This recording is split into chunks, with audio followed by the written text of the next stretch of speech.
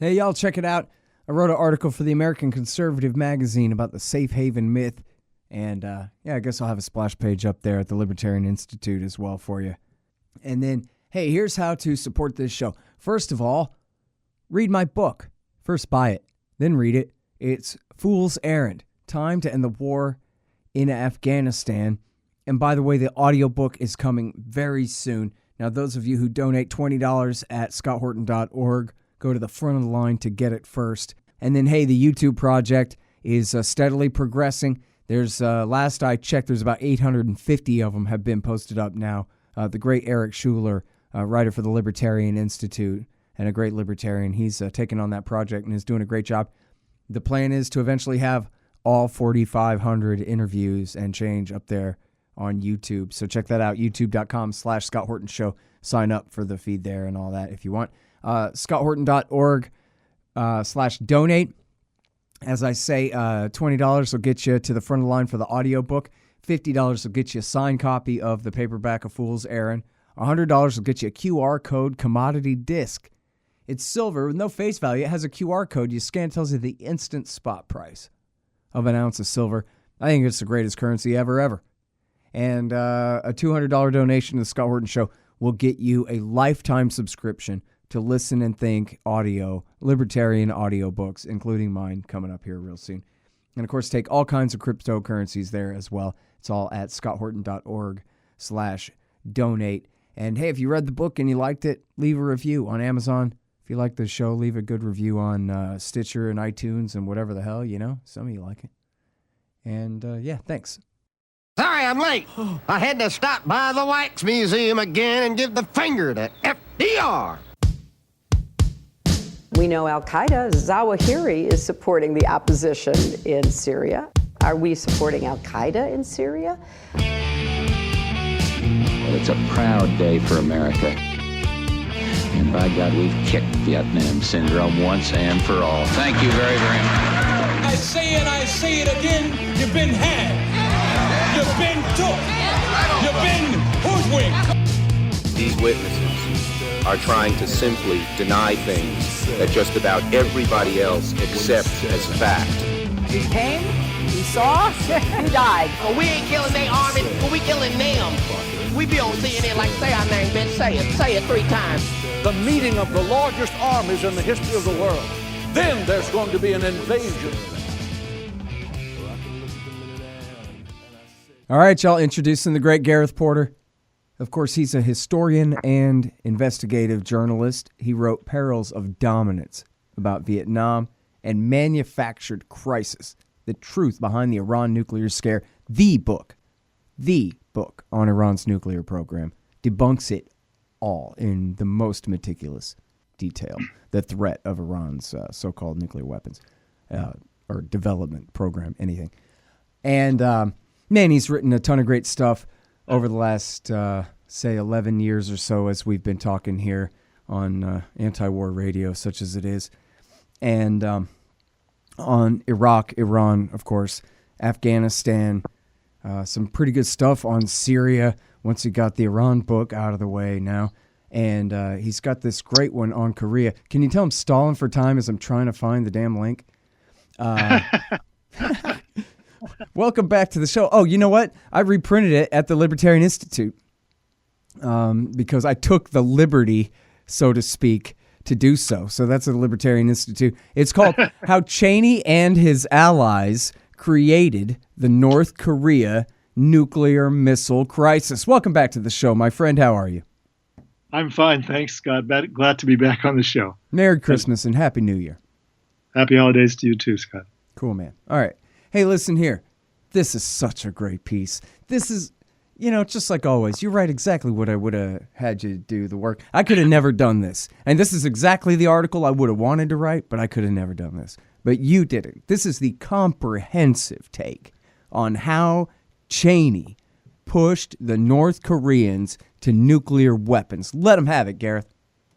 Well, yeah, I mean, this is really a big part of the history of this whole issue of North Korea's missile and nuclear program, because what most people in the country, I'm sorry to say, don't understand is that the North Koreans have essentially used their missile program and their nuclear program as a means of, historically, I'm not talking about today at this moment, but historically, beginning in the 1990s, late 80s, 1990s, they were clearly using their nuclear program and later their missile program as a way of getting the United States to negotiate with them on an agreement that would, from their point of view, hopefully have the effect of ending this extraordinary enmity that the United States government has had toward North Korea from the Korean War on. Now, I know that sounds like a familiar theme because that's not exactly, but roughly what the Iranians did as well. Although the Iranians, of course, as you know better than anyone else, were never interested in getting nuclear weapons for that purpose. They merely used their nuclear program. But nevertheless, the general concept was the same.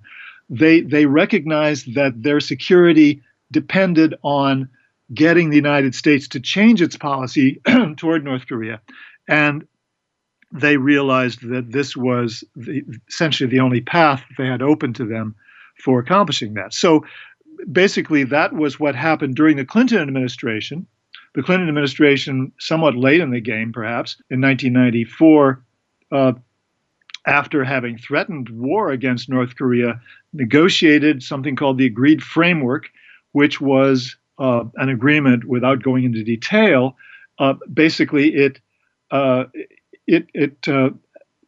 would provide for North Korea to end its plutonium reactor program and all the related facilities on one hand, and the United States would agree to provide a light water reactor to North Korea, fuel oil in the meantime before the light water reactor was built, which would take years, and to take steps toward normalization of relations. Now that agreement in 1994 was never fully carried out. I don't want to go into details on that, but it was still sort of in the early stages, shall we say, of being carried out. When in 1998 the North Koreans tried to get the Clinton administration to go further by carrying out a long-range missile test, the Taepodong-1, if you will, missile test, which got the attention of the administration, and they then went ahead and started negotiating a follow-on agreement on top of the agreed framework. The North Koreans were negotiating on and were ready to sign with the Clinton administration at the very end, really, in 2000, at the very end of the Clinton administration. It was never signed, unfortunately, and that's when you get the part of the story that involves the Bush administration and, of course, Dick Cheney as the Rasputin, if you will, the power behind the throne, who was clearly at the center of North Korean policy from the beginning of that administration. So my piece really details the ways in which Dick Cheney and his key allies in both the first and second Bush administration essentially sabotaged not just the Clinton administration agreement or agreements, if you will, with North Korea, but then a few years later, in 2008, 2009, deep-sixed an agreement that the Bush administration, well, at that point it was Secretary of State Condoleezza Rice, negotiated with North Korea that would have dealt with not just the plutonium program of North Korea, but the uranium program, the uranium enrichment program that had not really started, but the North Koreans had indicated interest. They had already made first moves toward having such a program. So this is the story of really how the Cheney gang, if you will, really took down not just one but two viable agreements that could have prevented the situation that we now face, with North Korea having a an ICBM program that is now considered to be quite credible in terms of being able to produce within a reasonably short period of time, whether it's months or years, not yet clear, an ICBM which could carry a nuclear weapon and hit the United States. And so this is really worth people understanding and taking account of in terms of what should be done about the present situation, essentially. Mm-hmm. All right. So, broad overview, Bill Clinton had a deal. The Bush people came in. They ruined that deal. And then when Condoleezza Rice made a second deal, they ruined that too. That's the broad overview. We're going to fill in the details now. So, January 2001, George W. Bush becomes the president. Shortly thereafter, that I'm almost positive this is in Norman Solomon's movie, and there's a book about it too, War Made Easy, which is all about their manipulation of the media in Vietnam and then again in the Bush years. And I'm almost positive that's where people can find this clip. It's just from memory there. But the clip is the new Secretary of State, Colin Powell, saying, oh, yeah, it ain't perfect, but we're going to more or less keep the Clinton administration policy on North Korea because it's working and it's going to be fine. And yet in the background, as he's saying that, and he's kind of going on and on and on. And in the background, Bush and Cheney and I guess Wolfowitz and Rumsfeld and some of the other bad guys, worse guys, are back there. And Cheney is looking at Powell like, yeah, that's what you think, and just snarling. And you can just see that whatever Powell says is not the policy here. He may think he's the Secretary of State, but he should have made himself vice president if he really wanted to be in charge. So explain about that. In the very early part, the very first part of 2002, you have, or even, 2001, and even before then, you talk about in the transition, after the Florida recount was resolved in the Supreme Court, and you have the transition team, Dick Cheney has his guy, Robert Joseph, come in, and he's working with Bolton. Is that right?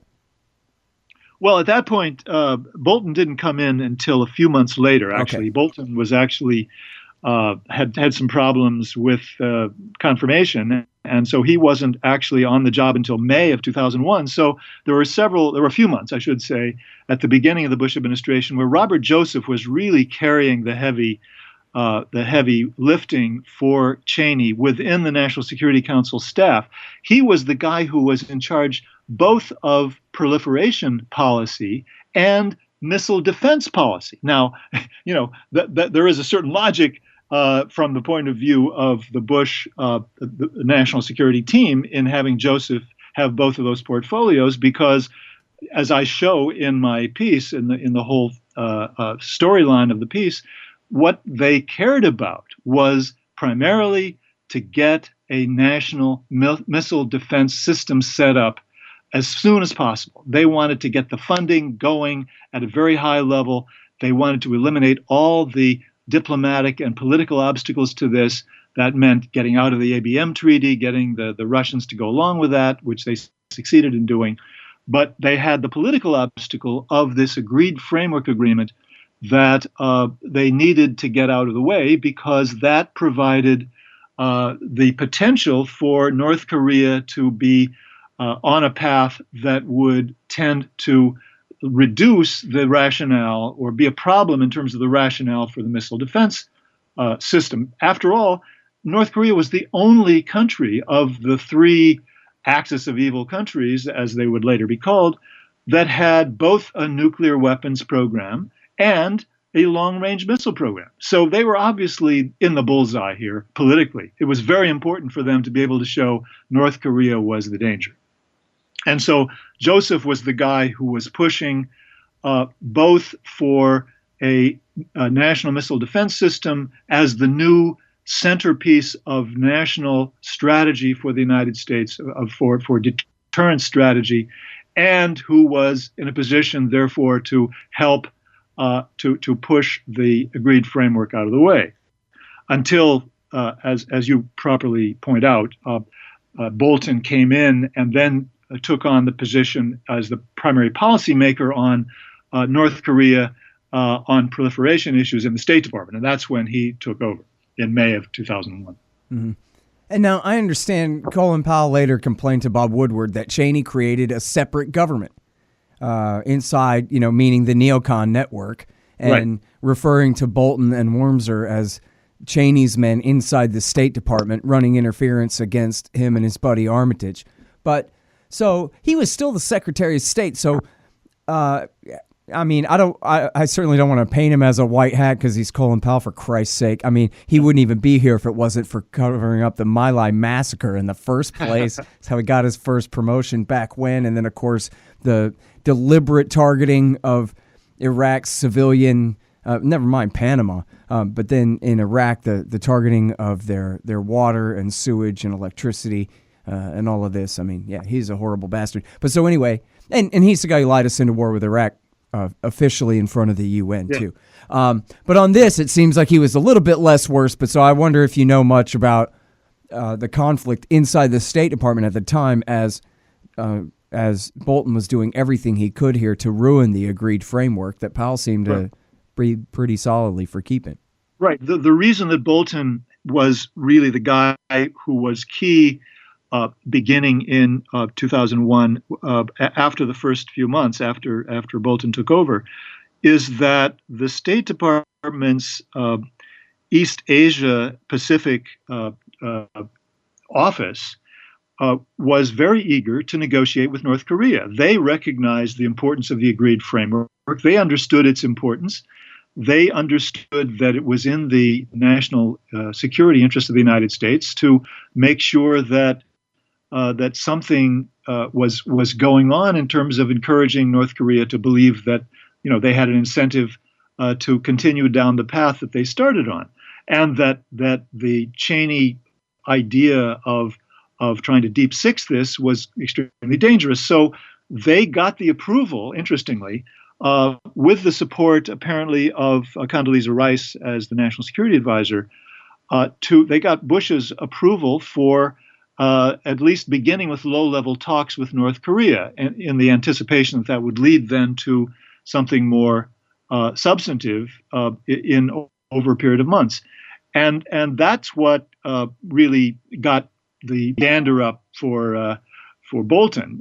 He was determined to shut down any diplomatic contact with North Korea, and so he was trying to do his best during 2001 to oppose that, but he was at a disadvantage during that first year.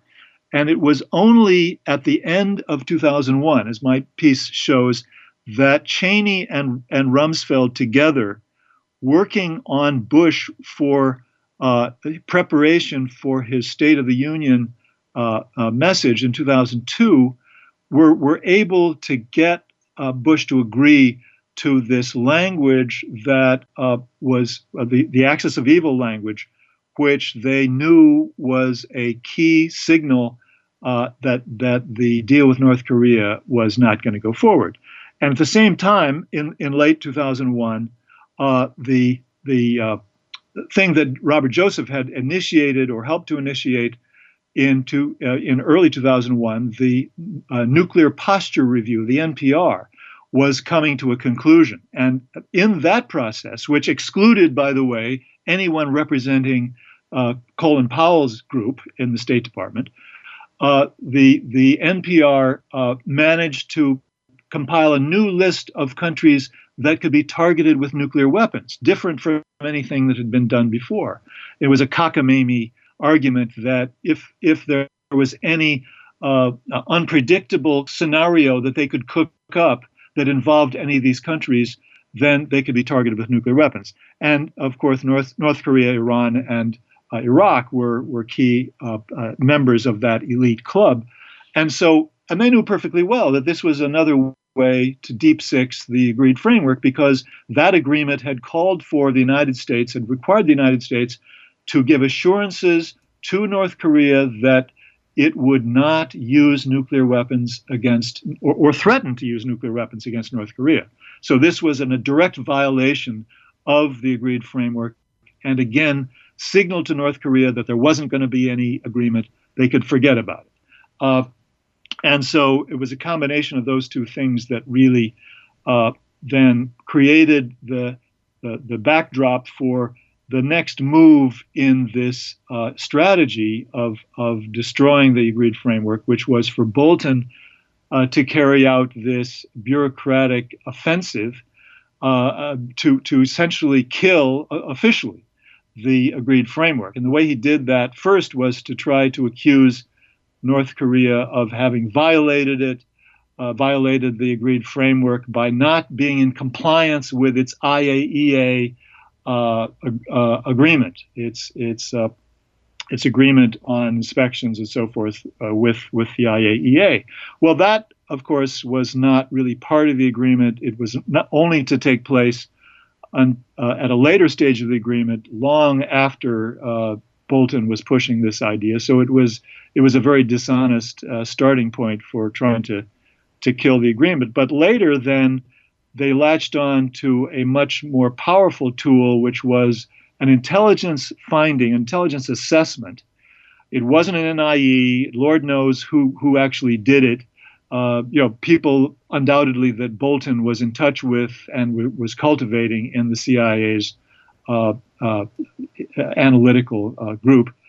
But this intelligence finding said that North Korea had violated the agreement by starting down the path of having a uranium enrichment program, and it cited alleged evidence that the North Koreans had shopped for the machinery or the technology needed for uranium enrichment in 2001, and then in 2002 it had gone further, and so he was determined to use this to get an official policy statement that the agreed framework was dead. And it was quite successful. The State Department had trouble figuring out how to oppose it. And really that was the thing that was used successfully in the end, by the end of 2002, to get an official policy statement by the White House that the agreed framework was dead. Mm-hmm. And you have the quote in here from John Bolton's, is it his memoir, where he says, right. "This was the hammer I had been looking for to shatter the agreed framework." Yeah, that's a great quote, and there are a number of great quotes. In other words, the cynical excuse. This was a policy decision looking for a reason. Yeah, and as I said before, I mean, the real reasoning behind this, the real motivation, I should say, behind this series of very, behind the scenes maneuvering bureaucratically by Cheney, Bolton, and Joseph, was that they wanted to eliminate any possible competition politically or problem politically for the National Missile Defense System. And at one point, Bolton even says in his memoirs that the reason that they were so eager to get out of the ABM treaty in 2001 was precisely because they wanted to avoid people in Congress raising political arguments that could stand in the way of full funding for that program. Mm-hmm. All right, and then you have here, you mentioned that this guy, Bush's negotiator with North Korea. So is this a guy that worked for the White House or worked for Colin Powell, Charles L. Pritchard? Pritchard would have worked for Powell. He was under the State Department, yes. Yeah, that's my assumption, but just clarifying. But so, and he was saying, well, I know, hey, man, let's bring up to the North Koreans the uranium enrichment and get them to include that in the agreed framework, since it's not really a violation of it. But like, hey, let's make it a thing where that would be a violation of it, and maybe we can get them to do that. But I guess everybody in the room looked at him like, hey, shut up, dude. We're not trying to keep them from nukes. We're trying to make them a threat so we can put our friends on welfare.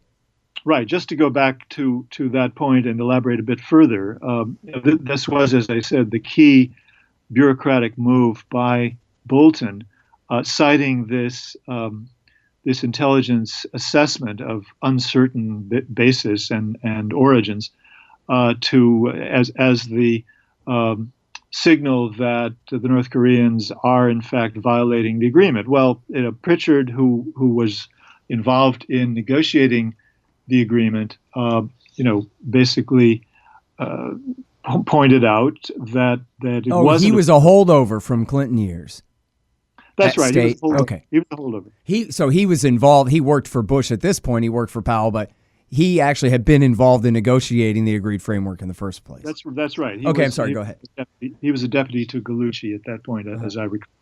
So he pointed out that it wasn't a violation of the agreement. In fact, the idea that the notion that Bolton put forward was that that part of the agreement was that North Korea promised to carry out the North-South Declaration of Denuclearization, which was a 1991 agreement between North and South Korea, and that was mentioned in the text of the agreed framework.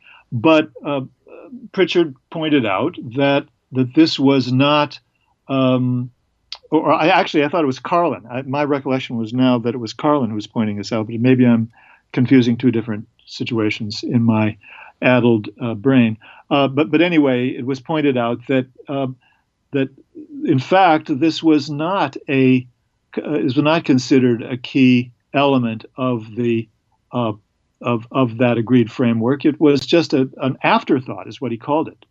And so again, Bolton was simply being dishonest and using the usual sort of neocon logic and calculation to carry out an action that was really not in the interest of the United States. That's the and you have that right. It's the paragraphs are right here next to each other. First is Carlin was saying that the denuclearization agreement thing was an afterthought, and then it's Pritchard next is saying if there's a problem with the uranium, let's bring it into the agreed framework discussions. That's what a national interested party would do, but not these guys. Exactly. Hey, I want to work in an anecdote here real quick about from Andrew Coburn's book on Donald Rumsfeld. First of all, it was Rumsfeld's company that he was CEO of at the time that got the contract and probably got the check to build the light water reactors in North Korea as part of the agreed framework that never did get built. I forget now whether they got the money or not. I'm going to go ahead and probably assume that they did. But here's the other thing. Our current Director of National Intelligence, Dan Coates, at the time was a senator, or maybe he was already a former senator at that time. I think he was still a senator. And they were interviewing him to be the Secretary of Defense for the Bush Jr. administration. And what happened was, and I guess this would have been in the transition period or in the fall of 2000, something like that. Fall or, late, early winter 2000. And they interviewed Dan Coates, and everything was going fine until he said, missile defense, man, that's just a big boondoggle. No fiscal conservative can get behind that. And after all, I mean, who's a threat to us? North Korea? We can negotiate that. Something along those lines. And they said, great interview. Don't call us. We'll call you, pal. And so he was out. And he was like, he was the heir apparent or whatever. He was supposed to be the defense secretary. That was already the plan. And then he goofed up and said that. And then I'm sorry, I have to finish the anecdote, even though now we're off topic. Cheney said, well, I got my old friend Rumsfeld, but, the problem is your father hates him. And Bush Jr. said, oh, yeah? Bring him on in, because, of course, Jr. hates his dad, too. We all do. I'm sorry. Go ahead. So I think that that it's important to understand that there was a proposal discussed, being put forward by the State Department that, well, look, the logical thing to do here is to bring the uranium program, the notional uranium program, because it really hadn't started at that point. There was no evidence that they had that they had actually begun, to enrich uranium or even, completed anything that was going to allow them to enrich uranium, but they had indicated interest in it. But the logical thing to do is to bring that issue into the framework that we already have and use what we know is the North Korean eagerness to have the United States normalize relations with them as the incentive for the North Koreans to shut that down too. And in fact, as I think I mentioned, the North Korean official, no, I didn't mention this, the North Korean official who met with the Assistant Secretary of State for East Asia and Pacific in October 2002 explicitly stated that we're ready to give up all of our uranium enrichment, whether it's plutonium or uranium, as part of a deal in which, we get the security that we are after with regard to the United States. So there was a very strong case to be made that was the thing to do. But again, that was not the interest that was motivating the Bush administration, and certainly not the Cheney group that was the insiders who were determining the policy toward North Korea. Well, and bad timing, too. They could have at least gone so far with the deal to make sure that the North Koreans had destroyed the Yongbyon nuclear reactor, the heavy water reactor there, that the Soviets had built for them before they provoked this crisis. Because as soon as they provoked the crisis and the North Koreans withdrew from the treaty, and I'm sorry I'm getting ahead, but once they decided to start making nukes, hey, they had a heavy water reactor, which produces weapons-grade plutonium as waste. And so they started harvesting that plutonium and making nuclear bombs. And now they have a couple or a few dozen. Nobody knows. And they're working on miniaturizing them. So, geez, they could have waited. They could have let Donald Rumsfeld cash his welfare checks and build the light water reactors, right? And then go ahead and provoke this fight and claim that their missiles are a threat or whatever it is. You know what I mean? But instead, they actually pushed them to the point where, as you were saying at the beginning of this thing, they could, in the event that America picked a fight with them, which is not completely unlikely, that they could nuke American cities now. They could certainly, I think, well, not certainly, but it's even more likely that they could nuke Tokyo or Seoul. Well, I didn't talk about that in my piece, but I think it's very likely that the reason that that Bolton and Cheney and all these people who were primarily motivated by national defense missile missile defense system, what they were calculating was that the North Korean regime is so weak, it's so shaky, it's so unstable that all we have to do is wait a few years and it's going to pass into history. After all, and Bolton even talks in his memoirs about someone who was part of the negotiating team in the Clinton administration saying, well, we never thought this agreement was actually going to be fully carried out because we thought the regime wasn't going to last very long. And, we know, and I do mention in the piece, that Cheney and Rumsfeld were proposing to Bush a set of steps, a strategy that was based on the idea that we would be aiming at regime change in North Korea. We would isolate and choke off the economic requirements for North Korea to continue a viable economy, and that would be the way that we would essentially get rid of the problem. So they simply did not worry. They chose not to worry about the North Korean missile and nuclear programs. It was the most remarkable exercise in what me worry that I can think of in terms of U.S. national security policy, in the whole history of U.S. national security policy. Yeah, it's pretty bad. I mean, and I guess the slogan was that the Iraq War was just going to take a few weeks, and from there it was just going to be a matter of, and of course it did. Yeah. Right? It was the stay-in that was the problem. It was it was picking sides in a civil war and all that lasted 8 years. But yeah, so I mean, I guess they thought, it would resolve itself before they got any nukes together, and then, boy, they sure got sidetracked. All right, but so now let me make sure that I got this right, because I already have the list in my head, but you really fleshed this out so much better here about the different provocations, the different things they did. They named them in the Axis of Evil. They named them in this nuclear war, preemptive strike strategy review document.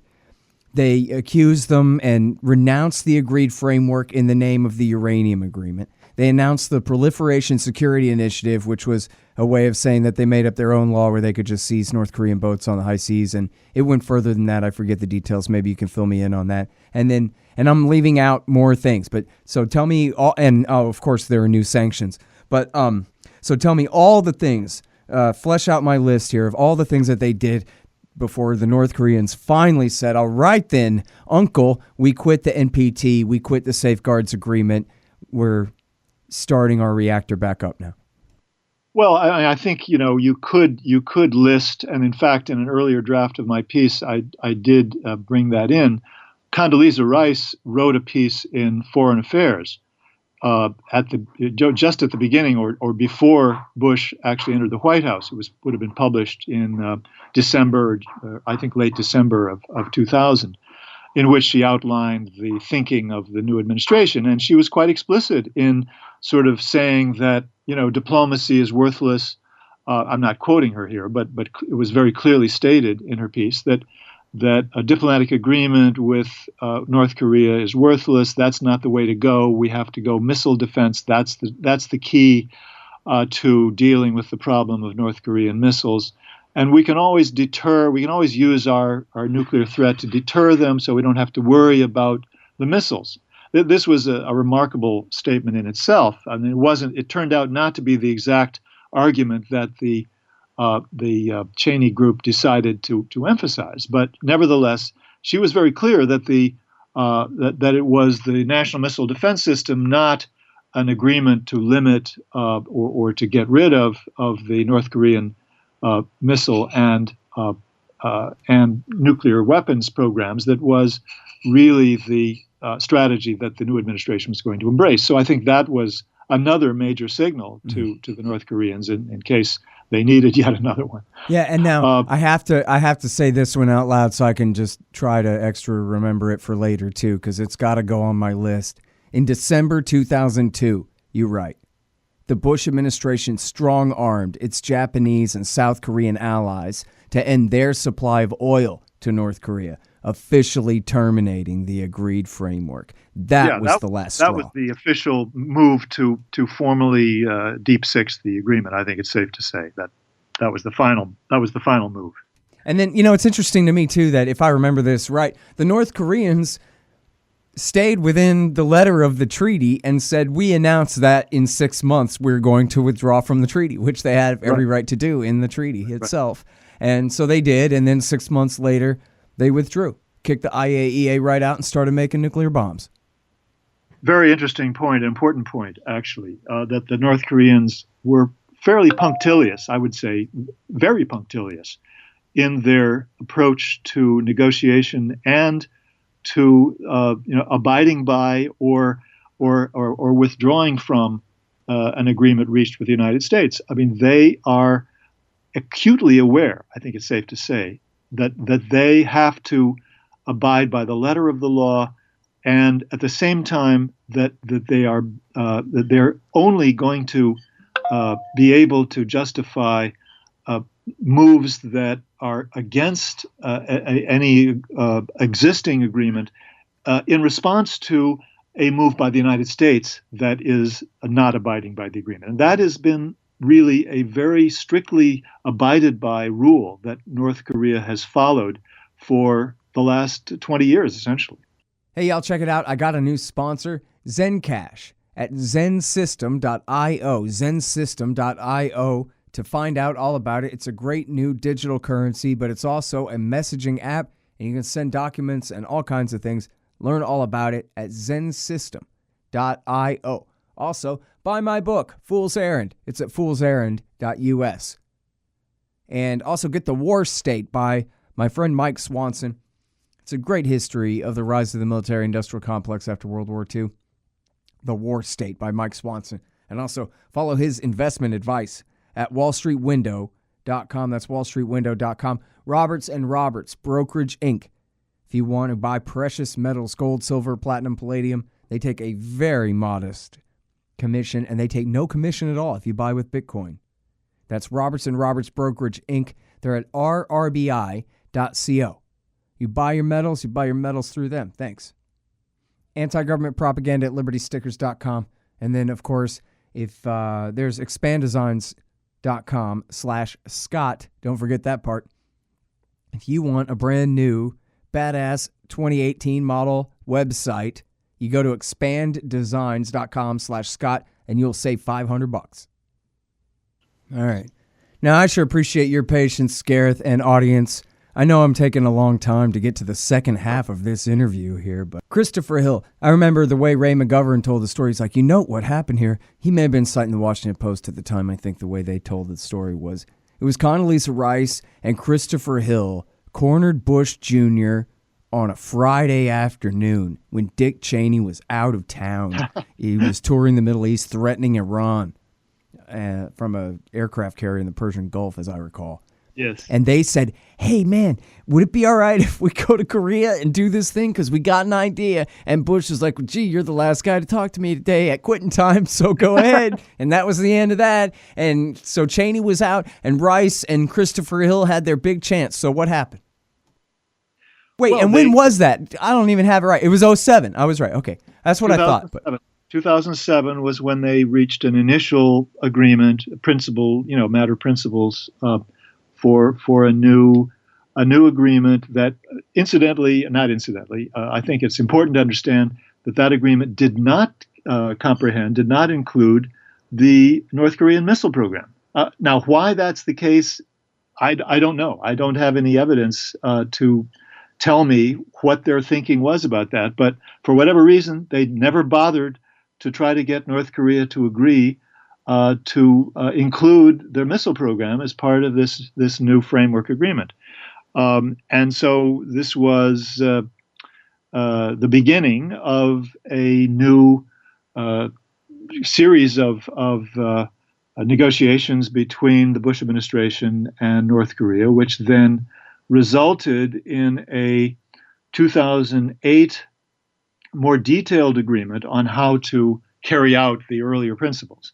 And so this was the follow-on, if you will, that the Bush administration itself generated because of Condoleezza Rice realizing that they didn't have a policy toward North Korea. There was nothing. They had nothing, and that they stood to be accused of essentially standing around twiddling their thumbs while the North Koreans were pushing ahead with a missile program that could have nuclear weapons on it. Mm-hmm. And I should have mentioned, too, it was 2006 was when they tested their first bomb, and I forget when it was, if it was the next year that they tested their second.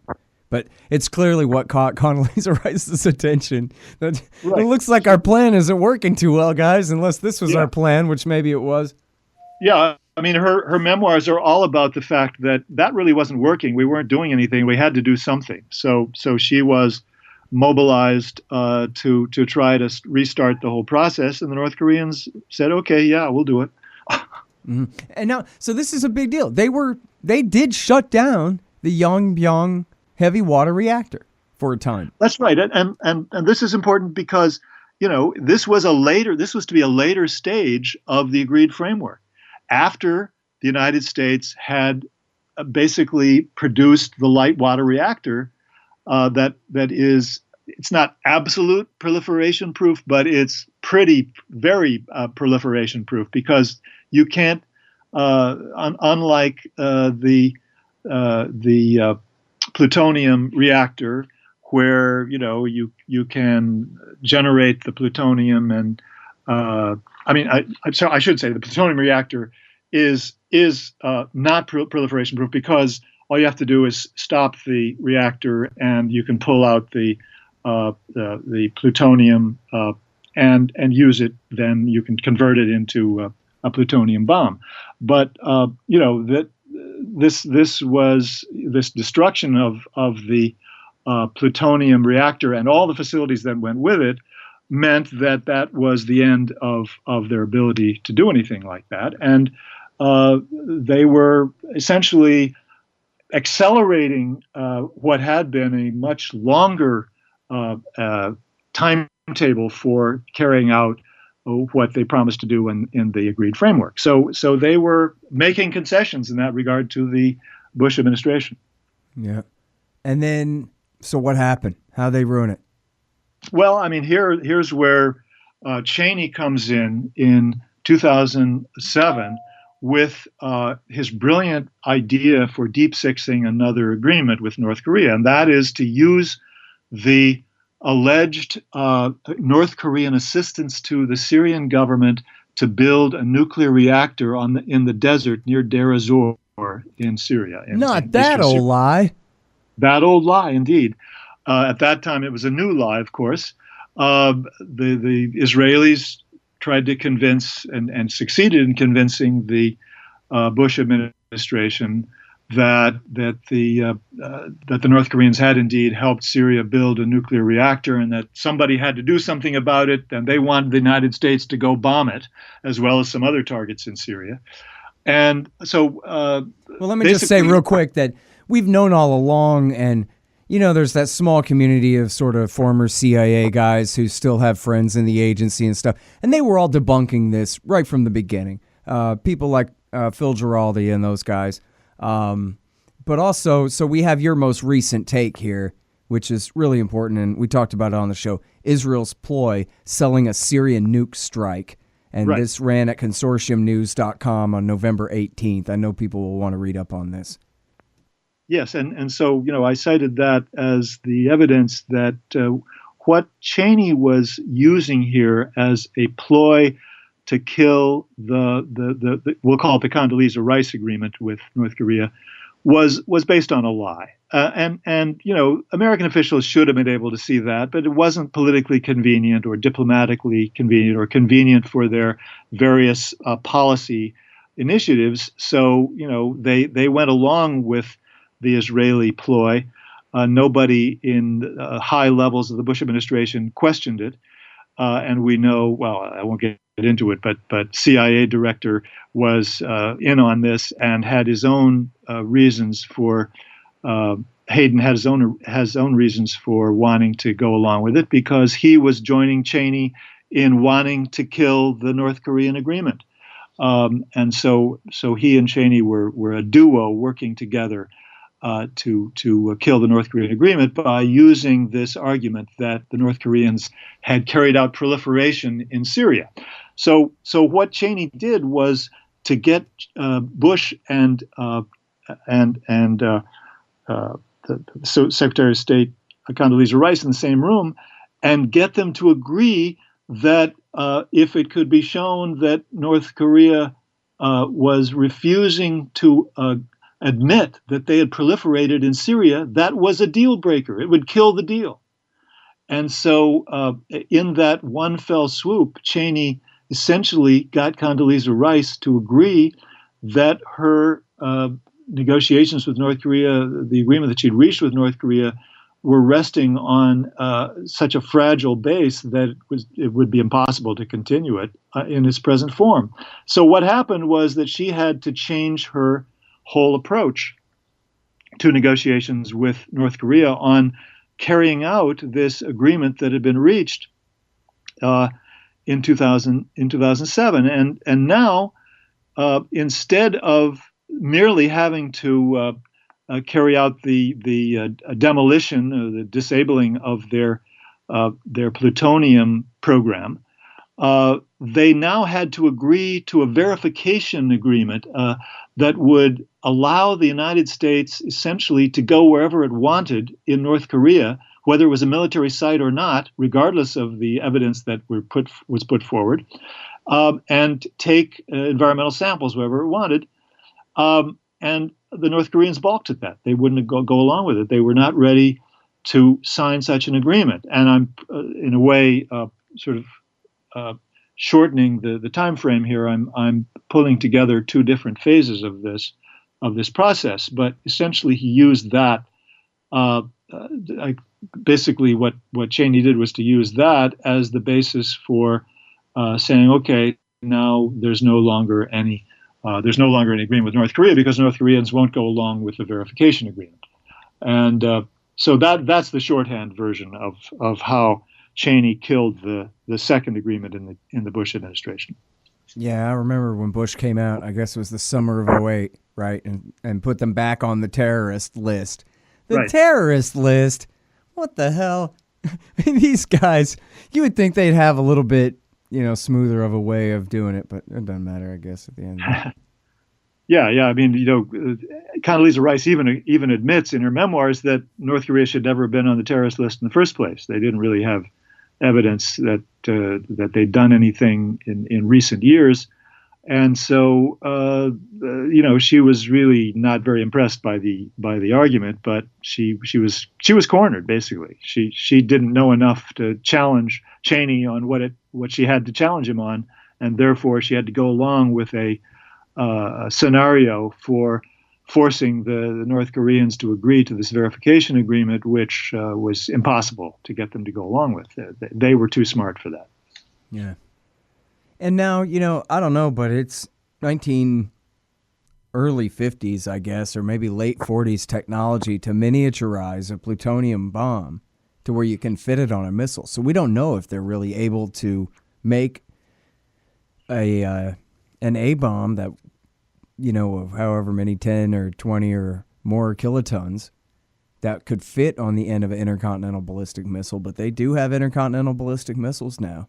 And so, well, you're right. We don't really know. We don't really know what their technological achievement really amounts to at this point. We don't know how long it will take them to achieve that point, and or whether in fact they can do it. But there is a strong tendency within, shall we say, the present Trump administration to assert that they do have that. At the same time, by the way, that I think Mattis himself has expressed the caution about whether the North Koreans have that capability at this point. And so that's another indication that Mattis is not on board with the proclaimed policy of the White House of preventive strike against North Korea if they don't cease and desist on their development of a missile program. Yeah. Now, I mean, I don't know. I'm not a fly on the wall or Bob Woodward or anything like that, but it seems pretty clear, I guess, from the tea leaves and all the Kremlinology and all that kind of crap that Trump has asked for options, and they've tried to come up with ways to tell him. And I really have not been doing a good enough job of reading about this lately, but they've been presenting him with options where, like, hey, maybe we'd be able to take out some of their nuclear capability in a limited way that they would just sit there and take it and not fight back and wouldn't be a full-scale invasion or war. And I don't know, maybe they would call them on the phone and tell them this is not an attack as they go ahead and attack them. Something like that. Yeah, right. And I guess, so Mattis's job is to come up with stuff like that. Right? Where, well, I mean, I even think if he doesn't want to stand behind it and recommend it, if that's what Trump asked for, is like, give me a plan A, B, and C for attacking these guys. That's what and isn't that what they're doing right now? Yeah, that you're right. Mattis's job is to come up with options, and that has been done. The options have been turned over to the White House. We don't know what the material that was turned over to the White House says about how viable the option is, but we can guess, I think, pretty safely that the options that they've given them do not involve anything that does not imply hundreds of thousands of deaths in South Korea and perhaps in Japan as well. And so, that's another, the question of whether there are viable options that make any sense is a very distinctly different question from whether he has options that involve attacking North Korea. Yeah. Well, Mattis has said, and, hopefully this is not a sales point, but is something to be avoided depending on what mood Trump is in. He has said this would be the most bitter fighting of our lifetimes. And his lifetime includes Korea before and includes Vietnam. Yeah. Yep. No, he's taking the line that we have to be ready for terrible fighting that would involve many, many deaths. That's part of his posture publicly with regard to North Korea, and at this point, one has to make a judgment about what that really means in terms of what the thinking is secretly in the talks within the White House. And I don't want to go further because I'm going to be writing about this in the coming weeks. So I don't want to. Well, let's go back then and talk more about Barack Obama and what he did and didn't do about any of this for 8 years. When, as we were talking about, Bush had a perfectly good deal till he blew it up. Obama never even tried in 8 years. He had these bogus six-party talks that never went anywhere that Just put a bunch of sanctions on them and sit around twiddling thumbs as they amass dozens of nuclear bombs? Right. Does that sound right? What the hell's going on there? Is he he's just selling missile defense welfare program for his corporate buddies too? Well, I would put it slightly differently. I would say that what happened in the Obama administration on North Korea is pretty much the same. I mean, it's equivalent to what happened in the early stage of the Obama administration with regard to Iran. I mean, I think it's certainly true that Obama came to office intending to do something positive with regard to negotiations with Iran. But look, I mean, he was subject to all of the carryover programs that the intelligence community, the NSA and the CIA, had ginned up under the Bush administration to carry out a cyber attack against Iran. And so what happened was that he found himself mousetrapped into going along with a major initiative to carry out a cyber attack against Iran, against Natanz, if the Iranians didn't go along with the U.S. demand for negotiations to basically end the North Korean enrichment program. Excuse me, the Iranian enrichment program. I would argue that it is the momentum that is built up through the national security bureaucracy that is the permanent government of the United States, regardless of who's president. They come in with their programs and their policies and their perspectives, their analyses of whether it's Iran or North Korea. And the president has to calculate, well, what's the cost of saying no to these people and being accused later of somehow being soft on fill in the blank, Iran or North Korea. Yeah. Well, I guess. It seems just as easy, obviously, on any of these where, well, look at the Iran deal. I mean, he did the Iran deal. That was the best thing he ever did. I mean, right-wingers hate him for it, but everybody who's not a right-wing pro-Israel warmonger thinks it's the best thing he ever did. He could have done the same thing on all these issues and said, look at me, I'm Obama the Great. I make peace everywhere I go, and people would have cheered for that. But Scott, he waited until after he was reelected in 2012 before he was willing to make the key concession that made it possible to negotiate with Iran, which was that they could keep their enrichment program. Yeah. Although we would try to impose some limits on it. And before that, he wasn't willing to go that far. So, I think Obama is a weakling politically, a weakling in terms of his psychology. He's not a strong president. That's why I hate him so much. Well, as much as Bush and Bill Clinton before him, I guess. But maybe even a little bit more is because I know he knows better on all this. Like Bill Clinton and George Bush, like those are just terrible men in every way. They're just bad men. But Obama, he is good enough to know better than to do every evil, horrible thing that he does anyway. And that's that much more contemptible. We know he has the imagination to see himself in the dock for war crimes, where George Bush thinks, Scott, Afghanistan is the number one piece of evidence for your thesis, and I have always cited the fact that he absolutely was against the United States continuing to fight a major war in Afghanistan. He knew it wasn't worth American deaths. He knew it wasn't worth a war, just like Kennedy knew it wasn't worth a war to send troops to South Vietnam. But he went along with it because he's a weak president, and again, he was willing to abide by the advice of his political advisors that president never goes against the consensus of his national security team. Yeah. So for 8 years, I mean, okay, even the last 4 years, there was no one really in the National Security Council working for Obama who said, hey, let's really try to crack this egg open, try again, do something about Korea rather than just the status quo. I can't say that nobody was taking that position. I'm sure there was somebody, but I don't think that they represented the consensus within his national security team. And Obama, as a weak president, named people who were hawks to his key positions.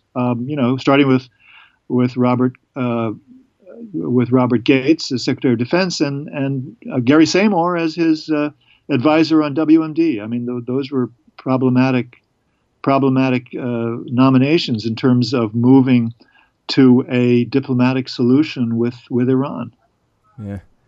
Well, that's funny. I hope I didn't sound like I used to believe in the guy or anything like that. I actually can prove it. I actually have the audio from the Chaos Report from January 2007, which is the first time I ever heard of the guy, where it says CNN tells me he's a rock star and I'm supposed to like him, so he must work for the Bushes. That's basically my first take. But anyway, I mean, what a bastard. But I just appreciate that you can tell by looking at him in the same way with Trump and George Bush. You can see the gears turning in his head, and you know he's just smart enough to know better. I shouldn't have said good enough. He's smart enough to know better, but still does it. You know? I think the analysis is right on. Absolutely. Yeah, man. All right. Well, I guess I'll just wait around for your next article about whether Trump's going to get us all killed or not. Well, so here's the thing. No, you know what? I want to talk about that. I got 4 more minutes before this is a solid hour. 3. Listen, what if there's a war with Korea and it turns into a war with Russia and China? Do you think that that's a thing that could happen and we all die?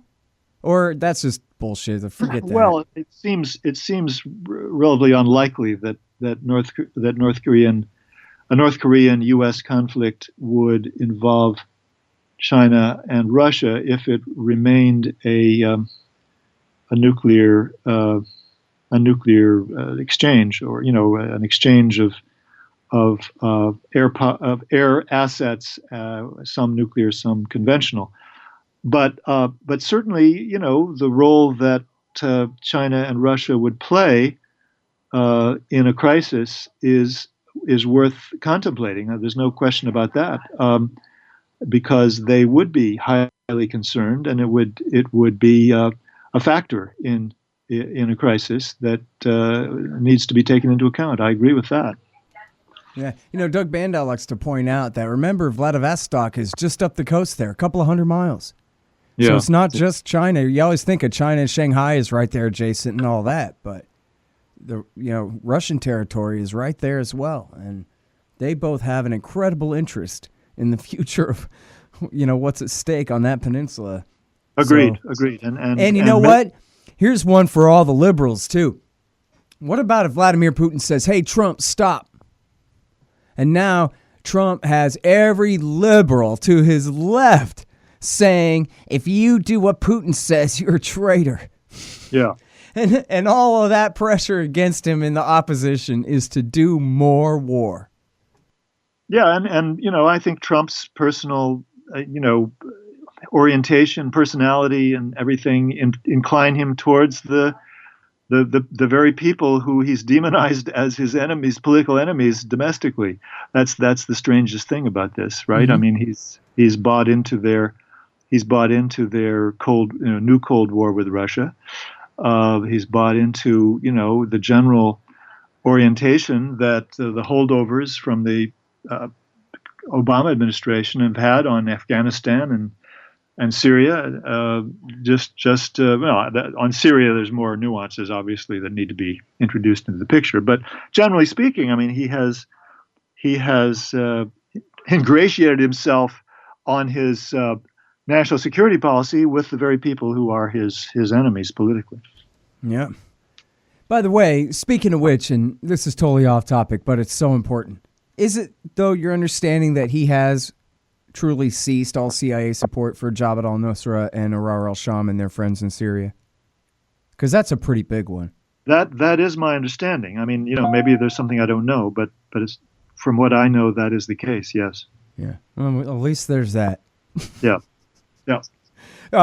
These are things we're left to celebrate. At least he stopped support for Ayman al-Zawahiri's men in Syria. Yeah, I don't know how direct much support anyway. I don't know how much of a toast that deserves. Maybe not much. All right, y'all. Well, check out again Gareth's great work. It's at truthout.org, and I'm rerunning it at the Libertarian Institute as well. How Cheney and his allies created the North Korea nuclear missile crisis. This is the definitive take on how they blew up 2 major opportunities for peace and denuclearization and created this current crisis. And, I mentioned it, so I'll mention it again for you in case you're Googling along here.